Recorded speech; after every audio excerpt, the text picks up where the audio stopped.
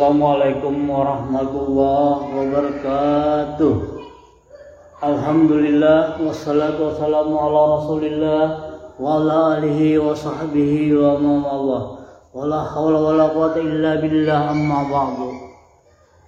Bersyukur kepada Allah dengan mengucapkan alhamdulillah.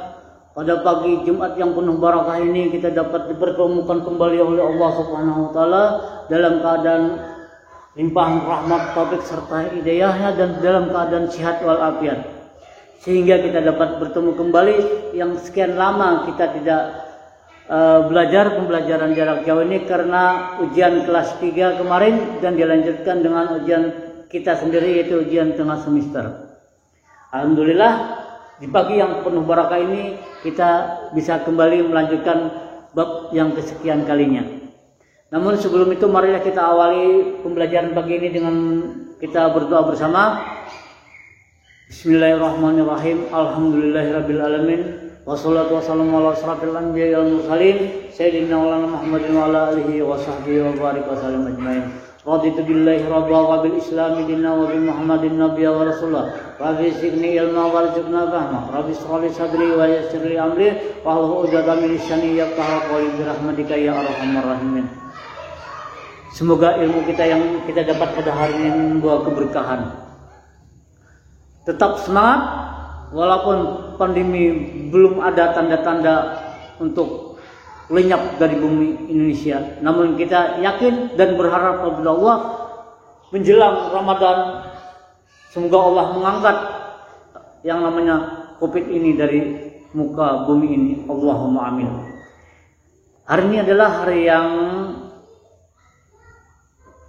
kesekian hari sebelum menjelang Ramadan, karena insya Allah kita pada hari Selasa insya Allah tanggal 13 April ini kita melaksanakan ibadah puasa, yaitu rukun Islam yang ketiga. Baik, marilah kita lanjutkan pembelajaran pagi ini bab yang ke-10. Bab yang ke-10 yaitu tentang bangun dan bangkitlah wahai pejuang Islam. Bangun dan bangkitlah wahai pejuang Islam. Ini kita sebagai seorang pemuda harus semangat, harus bangkit dari ketertinggalan. Apalagi terlebih-lebih kita adalah umat Islam, harus sebagai umatan wahai umat yang satu, umat yang maju. Jangan kita hanya bisa bermimpi, tapi gapailah cita-cita kita setinggi mungkin. Kalian para generasi muda, khususnya anak-anak SMA, anak-anak saya 10 tahun atau 20 tahun ke depan, estafet kepemimpinan yang mengisi pembangunan adalah di tangan kalian. Maka dari sekarang kita harus semangat untuk menuntut ilmu. Apa saja pembelajaran kita pada hari ini? Inilah tujuan kita belajar materi ini, yaitu melalui pembelajaran jarak jauh menggunakan aplikasi WhatsApp atau video ini dengan dan bantuan modul pembelajaran peserta didik dapat mengetahui Islam periode modern, mengetahui tokoh-tokoh pembaharu, memahami jenis-jenis pembaharuan Islam, dan memahami gerakan pembaharuan terhadap perkembangan Islam Indonesia, serta menelaah perkembangan Islam periode modern.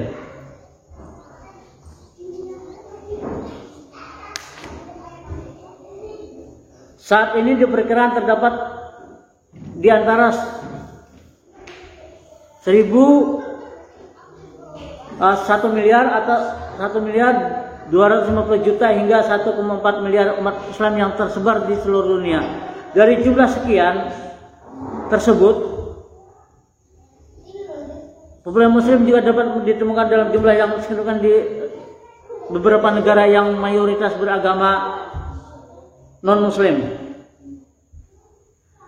Nah, perkembangan penduduk Muslim yang cukup signifikan tentu saja berpengaruh terhadap perilaku umat Islam itu sendiri. Dari zaman Rasulullah, umat Islam masih sedikit dan oleh karena itu penanganannya juga tidak serumit saat ini. Berbagai macam kelompok Muslim yang saat terus sama lain memiliki konsepsi tentang Islam, menjadikan Islam berwarna. Sepanjang masih saling menghargai dan toleransi antara umat beragama, Islam insya Allah akan berkembang pesat dengan baik. Akan tetapi apabila setiap kelompok mengklaim bahwa kelompoknya lah yang paling benar, inilah awal dari kehancuran. Berdasarkan analisa tersebut, sebagai pemeluk Islam harus waspada, terus belajar tentang Islam secara kafah, sehingga akhirnya kita menjadi Islam yang arif dan bijaksana.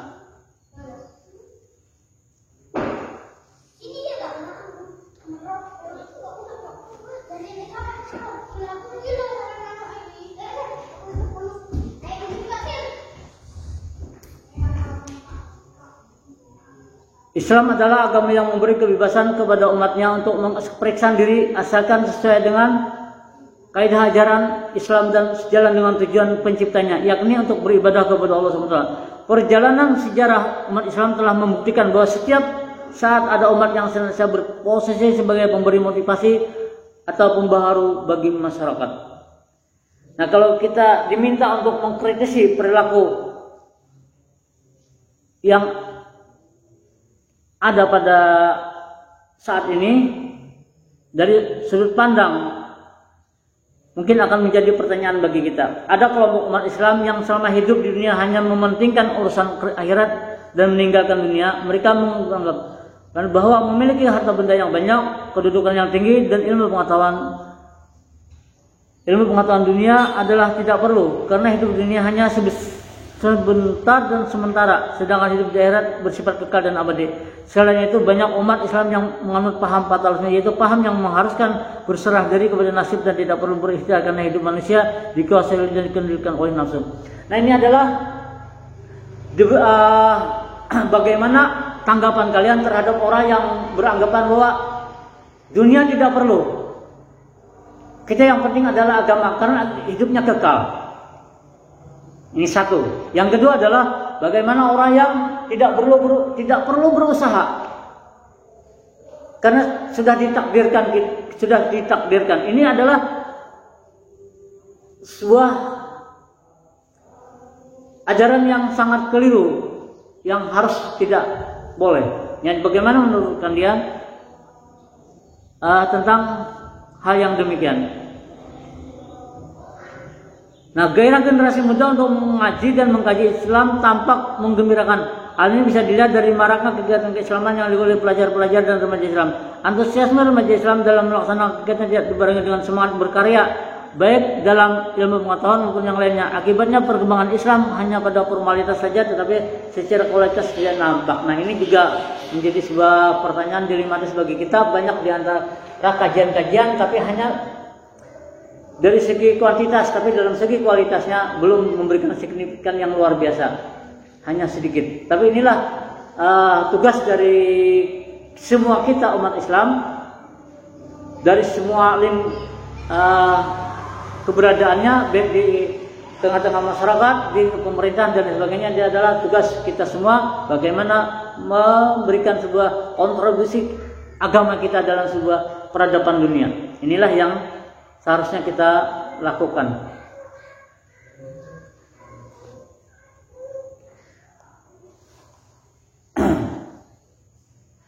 Kemudian kemunculan pembaharuan Islam. Pembaharuan Islam sekitar 1800 dan seterusnya di sini, yaitu 1800 Masehi dan sampai seterusnya. Ini yang menjadi pembahasan kita.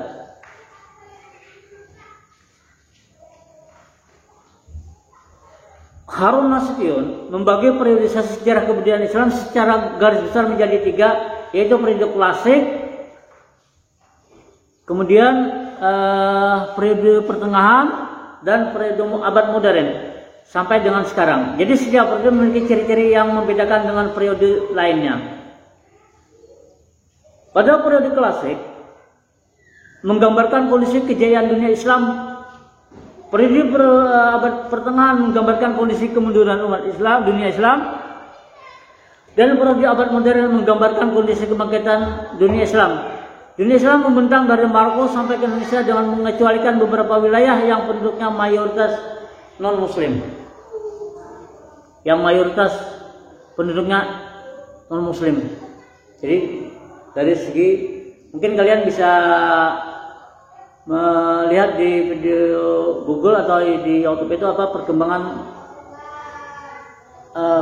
perjalanan dari segi kuantitas dan kualitas perjalanan umat Islam dari segi jumlah penduduknya. Yang sekarang umat manusia sudah penduduk bumi itu kurang lebih 6 miliar lebih, dan kurang lebih 2 miliarnya itu adalah beragama Islam dengan berbagai macam ragam Islamnya atau aliran-alirannya yang ada di dalam Islam.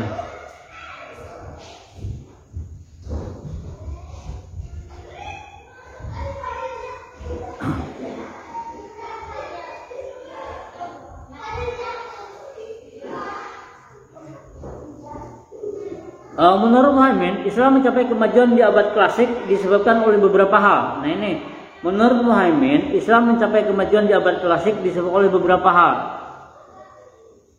Umat Islam melaksanakan ajaran Al-Quran yang memerintahkan supaya manusia banyak menggunakan akal. Yang kedua, umat Islam melaksanakan ajaran Rasulullah yang mendorong agar kaum muslimin tidak hanya menuntut ilmu agama tetapi juga ilmu-ilmu lain yang bermanfaat bagi kehidupan. Itu tadi saya katakan bahwa di samping fardu ain juga harus kita menuntut, harus ada untuk belajar ilmu-ilmu penunjang kehidupan itu tadi yang sudah saya sebutkan di awal. Yang ketiga, umat Islam mengembangkan ilmu agama dengan berijtihad dan mengembangkan sains sehingga di dunia Islam bukan hanya muncul ahli ilmu hadis, fikih dan tafsir, tapi juga ahli kedokteran, matematika, optik, kimia, fisika, astronom dan sebagainya. Kemudian ulama yang berdiri sendiri menolak tawaran penguasa untuk menjadi pegawainya. Nah ini juga salah satu daripada kelemahan kemunduran umat Islam sekarang. Tidak seperti zaman dulu. Kemudian pada periode abad pertengahan, terutama abad ke-16 sampai dengan laju keilmuan daripada para ulama semakin melimpah. Ciri-ciri periode abad pertengahan diantaranya adalah ulama kurang berani. Ciri-ciri periode abad pertengahan adalah ulama kurang berani lagi melakukan ijtihad. Para ulama menganggap bahwa menggunakan akal sebagaimana diajarkan Al-Quran sudah bukan zamannya. Ulama pada periode ini menerima saja karya-karya yang dihasilkan oleh ulama zaman abad klasik, artinya tidak lagi melakukan suatu ijtihad penemuan-penemuan yang baru, tapi penemuan baru yang lebih baik. Para ulama pada periode ini hanya menuntut atau mungkin kebanyakan seperti ini, mengikuti atau bertanya pada ulama zaman klasik. Kemudian ulama hanya bukan pada sibuk pada ilmu agama saja sehingga ilmu umum tidak berkembang dan justru cenderung lenyap di karangan kaum muslimin. Kemudian ilmu yang datang dari dunia barat ke dunia Islam tidak dikenali sebagai warisan umat Islam di zaman sebelumnya. Padahal ilmu-ilmu itu adalah dulu bersumber dari periode zaman klasik yang ditransfer di dunia barat, diterjemahkan dalam dunia barat, kemudian ditransfer lagi dalam dunia modern, seolah-olah itu mereka yang menemukan atau mempelajari. Padahal itu adalah temuan dari generasi-generasi awal di zaman klasik para ulama-ulama intelektual muslim kita. Namun itulah yang terjadi, maka itulah yang akan menjadi tugas kita semua untuk kedepannya. Nah, sebagai akhir dari tugas saya, sebagai tugas dari saya yang harus kalian jawab sebagai tanda kehadiran. Sebagai tanda kehadiran kita hari ini, kalian hanya cukup dengan menyebutkan apa materi kita pada hari ini. Silakan kalian jawab melalui WA pribadi. Pertanyaannya saya ulang, apa judul materi kita pada hari ini? Jawab melalui WA pribadi seperti biasa sebagai tanda kehadiran kalian. Hanya itu, mudah-mudahan kita lanjutkan nanti di bulan puasa insya Allah pada tanggal